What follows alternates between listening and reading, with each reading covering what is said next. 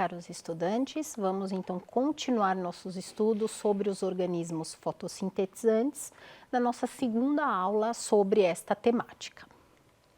Então, vamos começar novamente com aquela grande árvore que representa a filogenia dos eucariotos.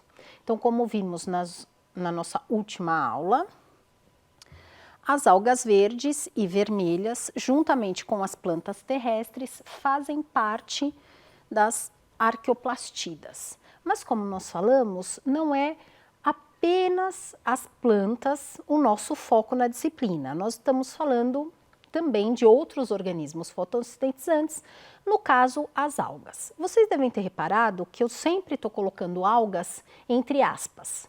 Por que isso? Porque, na verdade, elas são um grupo que tradicionalmente foi estudado de forma unida, mas os estudos filogenéticos têm demonstrado que isso não é verdade. É um grupo muito diversificado que não tem uma origem única.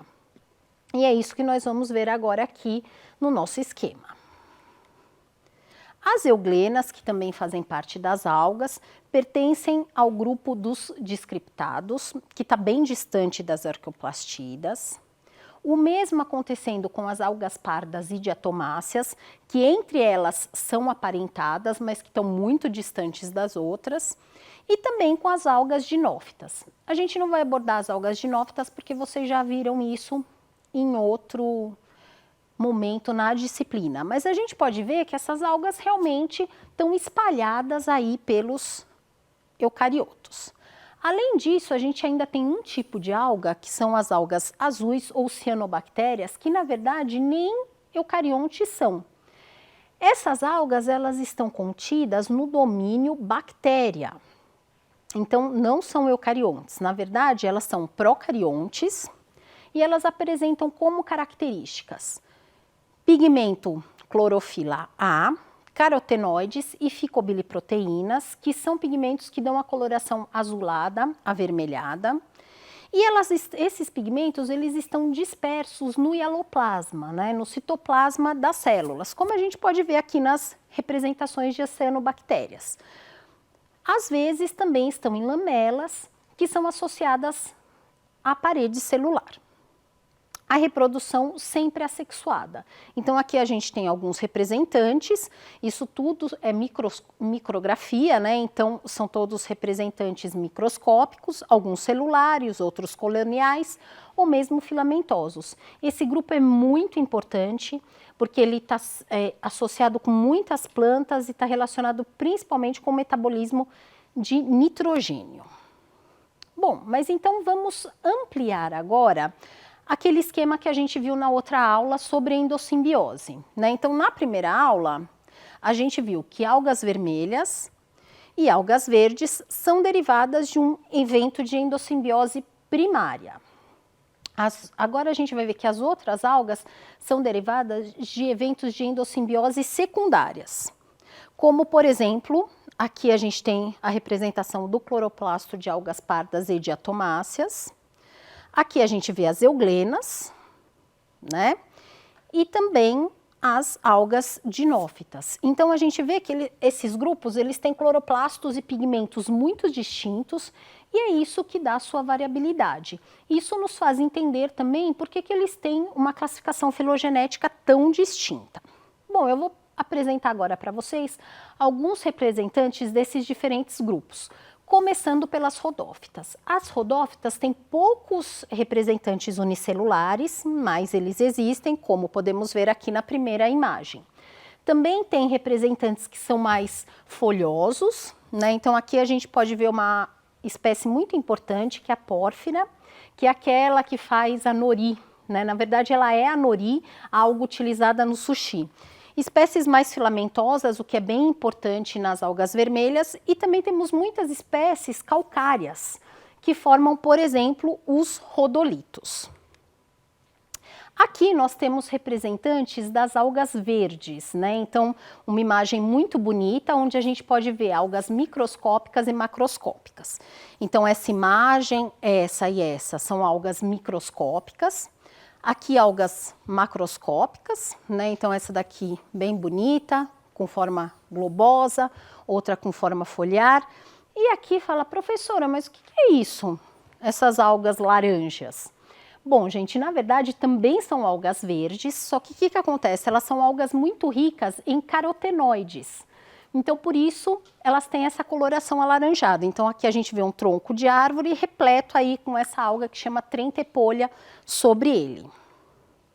Aqui mais algumas imagens muito bonitas, né? Então, aqui nós estamos falando das algas pardas e diatomáceas. Então, aqui nas duas primeiras imagens, vocês podem ver as florestas submarinas, são conhecidas como kelps, que são muito comuns em águas frias. Essas espécies, como por exemplo a laminária, pode chegar a quase 100 metros, né? Então, realmente forma uma floresta subaquática. Aqui nessa última imagem, nós podemos ver o sargassum, que é uma das algas mais comuns no nosso litoral, aqui no Brasil, uma alga parda, que tem uma distribuição bastante ampla. Aqui embaixo nós podemos ver algumas imagens de diatomácea, né? Então são todas imagens unicelulares, as primeiras de microscopia óptica e a última de microscopia de varredura. Essas algas, elas têm carapaça de sílica, então elas são realmente muito bonitas. Eu vou sugerir para vocês que vocês assistam 2 filmes como material complementar, um sobre as diatomáceas e outro sobre as euglenas. Então são vídeos bem interessantes falando sobre esses grupos de algas microscópicas. Bom, então agora que a gente já falou um pouco sobre a diversidade do grupo de algas, vamos pensar na importância? Isso é bacana, inclusive, para a gente estabelecer aquelas relações que a gente falou na primeira aula, do ensino contextualizado, não é mesmo? Bom, então vamos começar. Um ponto que merece destaque é que essas algas, elas são produtoras primárias importantes, principalmente nas cadeias marinhas, mas também nas cadeias e teias alimentares de água doce. Elas são grandes produtoras de oxigênio para o nosso planeta. Então eu coloco aqui até uma tirinha, né, que é uma brincadeira, que é a alga no divã. Porque normalmente a gente escuta falar e fala muito, a Amazônia é o pulmão do mundo. Bom, aí a gente já tem um erro embutido, né, porque o pulmão não produz oxigênio, na verdade ele consome oxigênio. Mas, fora isso, as maiores produtoras de oxigênio para a Terra, para o nosso planeta, são as algas, né? Principalmente aquelas microscópicas que vivem na superfície dos oceanos. A Amazônia, já os estudos têm mostrado que todo o oxigênio que ela produz, ela praticamente consome para a própria manutenção da floresta. Então, essa é uma característica muito importante das algas, né? Porque muito do oxigênio que a gente respira deriva do metabolismo desses organismos. Elas também são importantes para o balanço de CO2, fazem relações ecológicas com outros organismos, como por exemplo, ajudam a formar os links, relações ecológicas com corais. São importantes, como eu falei, no caso das cianobactérias, principalmente para a fixação de nitrogênio. Também existem algumas espécies importantes que causam as marés vermelhas, e ainda algumas espécies que são bioindicadoras, né? Elas conseguem ajudar no monitoramento ambiental porque elas são muito sensíveis à poluição. Bom, além disso, eu queria falar um pouquinho para vocês sobre a importância socioeconômica das algas. Elas são muito utilizadas na alimentação humana, então aqui no Ocidente, principalmente mais relacionadas ao que a gente chama da comida japonesa, que é uma moda praticamente, né? Então aqui, ó, a gente tem uma folha de alga prensada, que é a pórfira, né, que o nome comum é nori, que ela é utilizada então para fazer o sushi. Além disso, outras algas também são usadas, daí mais no Oriente mesmo, para sopas, para muitas iguarias. Também são usadas como suplementos alimentares, então clorela, espirulina são muito usadas porque tem alto valor proteico e ainda também como ração animal. Agora tem uma parte sobre as algas que é muito interessante, que são os produtos derivados dessas algas, os ficocoloides, principalmente carragenana, agar e algenato. Então a gente consome produtos derivados de alga que a gente nem faz ideia. Então, por exemplo, a carragenana é muito utilizada em flãs, em produtos de beleza. O agar é bastante utilizado para a produção de substâncias onde os micro-organismos são cultivados, né? Então, em laboratório de microbiologia, também em gelatinas, doces. E os alginatos, eles são usados como antigelificantes no sorvete e como espessantes na indústria têxtil e na indústria de tintas. Os alunos do ensino médio costumam ficar muito surpresos, né? Porque é muito interessante pensar, nossa, quer dizer que até no sorvete tem substâncias derivadas de alga. Na cerveja também, né? Aquela espuminha que a gente vê da cerveja, também tem lá um espessante que é derivado de algas. E aqui nessa última imagem nós temos o cultivo de algas, então são algas sendo secas ao sol, porque o consumo mundial é muito grande, né? E também tem muita produção. Bem, pessoal, então agora nós já estudamos esse grupo algas, né, que como eu falei, não é um grupo válido para a taxonomia. Por quê? Porque ele não tem origem monofilética, ou seja, ele não tem um ancestral comum e exclusivo de todo esse grupo. Mas agora a gente vai passar para o estudo das arqueoplastidas. E aí, sim, dentro das arqueoplastidas, nós vamos falar sobre as plantas terrestres, que é o que a gente está mostrando aqui. Então, nós vamos passar para o estudo das embriófitas, que são aquelas plantas terrestres. Aqui a gente tem o grande cladograma dessa linhagem. Nós vamos passar por todos esses grupos durante nossas aulas. Vocês já devem ter escutado falar, nome mais popular, briófitas, pteridófitas, gimnospermas e angiospermas. Vocês estão vendo que os 3 primeiros grupos também estão entre aspas, porque assim como as algas, eles não são grupos monofiléticos. Já as angiospermas, as plantas com flores, são um grupo monofilético, que hoje em dia recebe o nome de antófita. Então, quais são as características desse grupo? Né? Então, a primeira novidade evolutiva, como a gente já estudou, foi o embrião. Aí existe um grupo das traqueófitas, né? Que esse grupo todo possui vasos condutores de substâncias. Depois a gente tem o grupo das espermatófitas, que são as plantas com semente. E por último, o grupo das antófitas, que são as plantas com flores. Quando a gente está falando de organismos terrestres, a gente tem que pensar um pouquinho nos mecanismos que foram selecionados, né, ao longo da evolução para permitir que esses organismos, então, vivessem no ambiente seco. Começando a pensar como evitar o dessecamento e facilitar as trocas gasosas, né? Então, foi selecionado, na verdade, a epiderme, a cutícula, e daí, para facilitar as trocas gasosas, apareceram estruturas como poros e estômatos.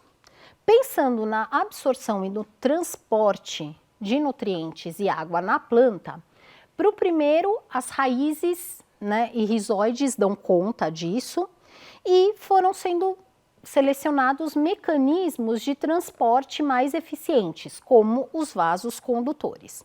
Além disso, existe o problema da sustentação, né, e uma substância química é muito importante para isso, a lignina, e também a questão de energia, porque estruturas tão grandes como essa castanheira que a gente pode ver, necessitam de muita energia.